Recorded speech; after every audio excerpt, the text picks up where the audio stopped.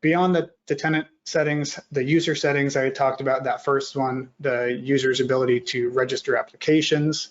So that is a default.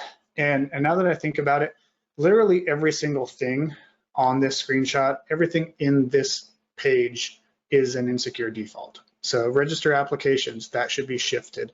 The next one, change it the other way, change it the other way. So you need to literally click everything on the screen.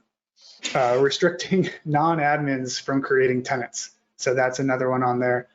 The user's ability to create security groups from the last screen.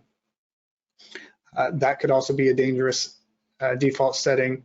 The guest settings was recently moved from its own guest blade and is now in the user settings too. This finally by default is not the most inclusive, but it's also not the most restrictive. So I've noticed that Microsoft seemingly started giving us some of those settings, so it's not on or off, it's kind of in between. So that's nice, it could be better. Restricting access to the Entra admin center. I think there was a question when we covered this a little bit in conditional access from the chat too. So you can disable the abilities, all users' ability to access the admin panel from here.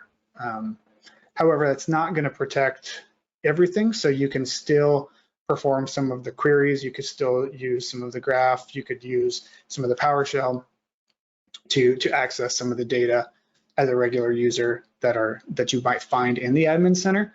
So a better way of doing that is to actually use a conditional access policy, and not only just to enforce MFA for admins that are accessing it, but to block anyone else that should not be there. So you can do that in a conditional access policy.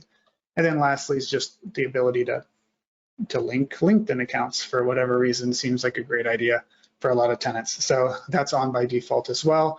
And that's one that you can limit and create a group if that is a requirement for your tenant.